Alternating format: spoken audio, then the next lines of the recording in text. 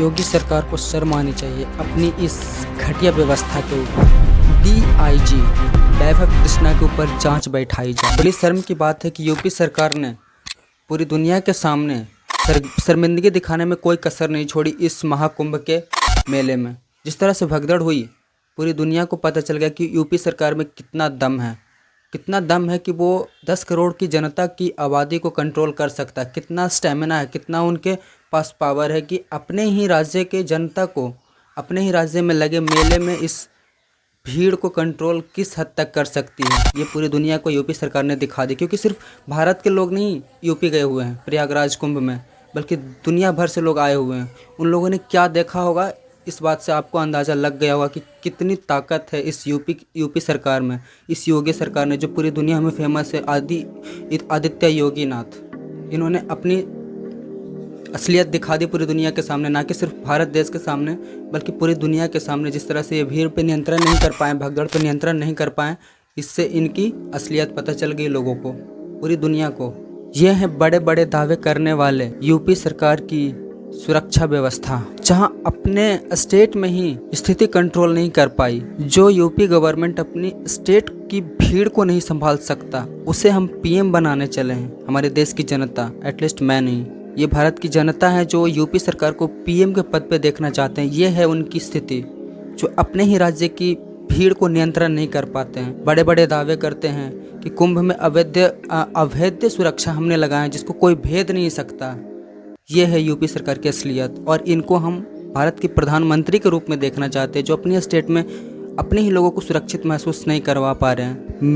Media channels, reporters, TV सरकार के भले ही तलवे चाट सकते हैं, जैसा ये गवर्नमेंट कहेगी वैसा लोगों को दिखाएगी, मगर उनका क्या, जिन्होंने उस भगदड़ में, कुंभ के मेले में अपना खोया हो। सर हम जा रहे थे आराम से हम जा रहे थे सर, अचानक भीड़ आके ऐसा धक्का मुक्का चला। बाद में हम बचने के लिए कोई चांस नहीं है, इधर उधर सबकी जगह में धक्का शुरू हो गए सर। अपना परिवार खोया, अपने घर के माँ बाप को खोया, अपने बच्चे को खोया। क्या वो कभी यूपी सरकार उनको खरीद पाएंगे? कभी नहीं, क्योंकि उतनी औकात ही नहीं है कि उनसे झूठ बोलवा पाए। भले चैनल्स, रिपोर्टर्स, मीडिया वाले ये सब झूठ बोल दे, कुछ पैसे दे के खरीद लें, बट ये लोग कभी नहीं भूल पाएंगे जिन्होंने उस भगदड़ में अपनों का खोया है। यूपी सरकार दावा करती है कि उन्होंने मेले में 27,000 CCTV कैमरे लगाए हैं। इस हिसाब से उनके लिए कुंभ में अवैध सुरक्षा लगाया हुआ है। कहाँ थे ये 27,000 CCTV कैमरा? और क्या आपने कंट्रोल रूम में लोगों को बैठा रखे थे कि भीड़ को देखना, कहीं कुछ उथल पुथल ना हो, कहीं कुछ गड़बड़ ना हो? तो थे कहाँ आपके वो कर्मी जिनको आपने कंट्रोल रूम में बैठाए हुए होंगे 27,000 CCTV कैमरा पे निगरानी करने के लिए? इतना व्यवस्था टाइट होने के बाद भी इतनी बड़ी भगदड़ कैसे मची, इतना बड़ा कैसे हादसा हुआ, ये पूछता है पूरी भारत की जनता आपसे। कैसे आपके स्टेट में और स्टेट के लोग सेफ महसूस कर सकते हैं, जहाँ पे आप एक इतने दिन बाद आए मेले को आप संभाल नहीं पाए? तो फिर कैसे आपके स्टेट में लोग सुरक्षित हैं? कैसे आपके स्टेट में लोग एक स्टेट से दूसरे स्टेट के लोग जाएंगे? ये पूछता है आपसे पूरा भारत की जनता। योगी आदित्य ने कुंभ के मेले की शुरुआत से पहले ही कहा था कि उन्होंने एंटी ड्रोन की तैनाती कर रखी है। कुंभ में कुछ उथल पुथल होगा तो एंटी ड्रोन उस चीज़ को कंट्रोल कर लेगी, लेकिन यहाँ पे तो आपने अपने ही लोगों के बीच मचे भगदड़ को कंट्रोल नहीं कर पाए, तो फिर बाहर से आए आतंकी हमलों को कंट्रोल आप कैसे कर पाते हैं? इससे आप अंदाज़ा लगा सकते हैं कि यूपी सरकार के पास कितना दम है, कितने बड़े बड़े दावे करते हैं, लेकिन समय आने पे कैसा रंग दिखाते हैं, जो अपने ही लोगों के बीच मचे भगदड़ को कंट्रोल नहीं कर पाते। कहाँ थे इनके सुरक्षाकर्मी? क्या वर्दी इन लोगों ने सिर्फ वेतन उठाने के लिए दिया क्या उन सुरक्षाकर्मियों को, जब वो लोग भीड़ को नियंत्रण नहीं कर पाए? डीआईजी वैभव कृष्णा के ऊपर जांच बैठाई जाए। यूपी सरकार ऐसे ही किसी ऐरे गहरे निकम्मों को डीआईजी बना देते हैं, इतने बड़े पोस्ट का, इतने बड़े पद का भार सौंप देते हैं, जिनका मानसिक संतुलन ही ठीक नहीं है, वो बन जाते हैं डीआईजी। कैसे? इनके ऊपर पूरी तरह से जांच बैठाई जाए, और हो सके तो इनको सस्पेंड कर दिया जाए, क्योंकि एक इंसान की वजह से न जाने कितने जान गई। आप डीआईजी हो, कोई कांस्टेबल नहीं, कोई हवलदार नहीं, आपके ऊपर जिम्मेवारी है। लेकिन इनसे जब बात किया गया तो ये कहते हैं हमें तो कुछ पता ही नहीं था। तो क्या कुंभ से 2-4 किलोमीटर दूर आप घास चरने गए थे, क्योंकि वहाँ पे तो घास का उतना मैदान है नहीं, आपको कुंभ में ड्यूटी दी गई थी, तो फिर आपने क्या कुंभ छोड़ के घास चरने चले गए थे किसी मैदान में, जो आपको कुछ पता ही नहीं है। यूपी सरकार दावा करती है कि इस भगदड़ में सिर्फ 30-35 लोगों की ही जान गई है। जो आपकी कजिन है वो आपको मुलाकात हुई, मिली, आप उनसे देखी आप उनको? सब बिगड़ गए सर, सब इधर उधर हो गए हम। आपके साथ कोई इस समय साथ में है? कोई नहीं सर, कौन सा मालूम ही नहीं सर। अभी मैं आई हूँ, अकेली पड़ी थी उधर। यूपी सरकार ये भी कहती है कि मोर्चरी में सिर्फ 40-45 लाशें ही हैं। तो लगातार 2 दिनों तक भगदड़ में छूटे चप्पल, श्रद्धालुओं के कपड़े, उनके बैग्स, लगातार 2 दिनों तक वहाँ से बुलडोज़र हटा रही है। कहा जाता है कि 7 से 8 हज़ार तक के श्रद्धालुओं के चप्पल छूटे हुए हैं। क्या ये है 30 से 35 लोगों की मरने का खबर जो यूपी सरकार लोगों तक पहुंचा रही है? ये झूठी अफवाह बना रही है, झूठी आंकड़े बता रहे हैं।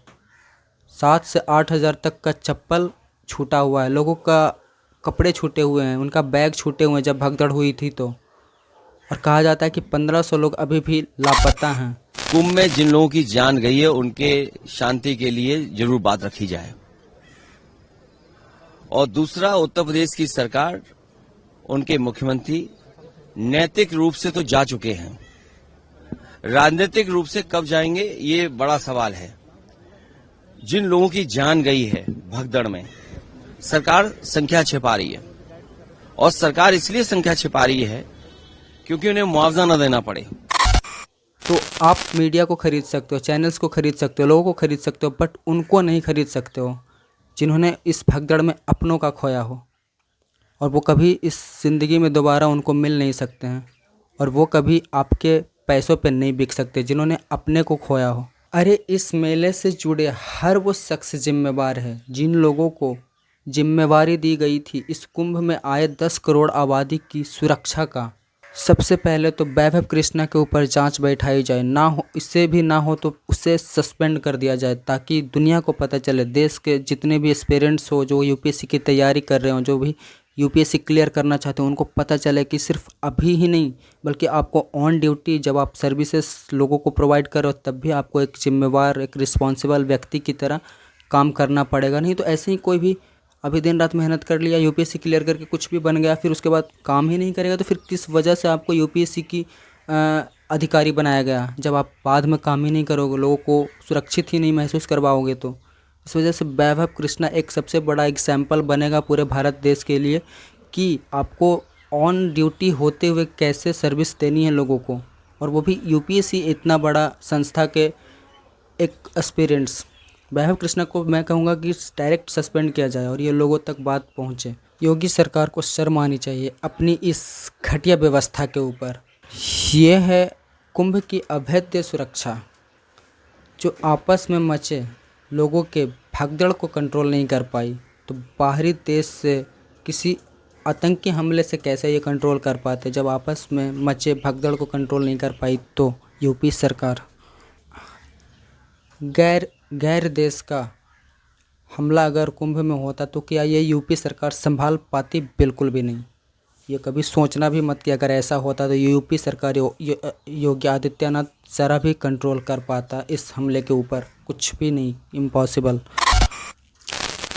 अगर यूपी सरकार के पास वैभव कृष्णा जैसा डीआईजी ऑफिसर है तो जरा भी नहीं। एक महिला कांस्टेबल लगातार वैभव कृष्णा से मांग कर रही है कि इधर कुछ और सुरक्षा कर्मी भेजिए क्योंकि भीड़ नियंत्रण से बाहर होते जा रहा, और वैभव कृष्णा को कुछ खबर ही नहीं है। इससे तो ये पता चलता है कि कुंभ से निकलकर 2-4 किलोमीटर बाहर शायद ये घास चरने गया हुआ होगा। शेम ऑन यू यूपी सरकार, शेम ऑन यू। आपने सिर्फ भारत की जनता के ऊपर सवाल नहीं, आपने सिर्फ भारत की जनता को अपने ऊपर से विश्वास नहीं हटाया बल्कि पूरी दुनिया में आपने इस यूपी को बदनाम किया, इस भारत को बदनाम किया है। सिर्फ भारत के लोग नहीं कुंभ में आए हुए बल्कि विदेशों से भी लोग आए हुए हैं। अगर वो लोग इन सब चीज़ों को देखे होंगे तो भाई क्या वो इस देश के बारे में सोचेंगे कि इनकी गवर्नमेंट अपने ही लोगों का भगदड़ नहीं कंट्रोल कर पाती तो दूसरे देशों का क्या ही हमला को कंट्रोल कर पाएगी। इतने बड़े बड़े दावे करने वाले, विश्व गुरु की गिनती में आने वाले, और आदित्य योगीनाथ कोई छोटा मोटा इंसान नहीं है, बट मानसिकता छोटा होने की वजह से अपने ही अपने ही राज्य की भीड़ को नियंत्रण करने से अचूक हो जाते हैं और वो बड़े बड़े दावे करते हैं अवैध सुरक्षा कुंभ में लगा हुआ है जिसको कोई भेद नहीं सकता। अरे आपकी पुलिसकर्मी तो कहीं दिखे ही नहीं भाई एक्टिव। अगर वो लोग एक्टिव होते हैं तो शायद ये चीज़ होता ही नहीं। 27,000 कैमरे किस काम के लिए आपने लगाए थे? शायद सारे कंट्रोल रूम में आपके पुलिसकर्मी सो रहे होंगे जो कंट्रोल कर रहे होंगे CCTVs को, तभी तो उनको दिखा नहीं कि कहाँ पे क्या मच रहा है, क्या कहाँ पे क्या मतलब हो रही है इतनी भीड़ की आबादी में। Shame on you UP government, shame on you Aditya Yogi. चलो आज के लिए थैंक यू।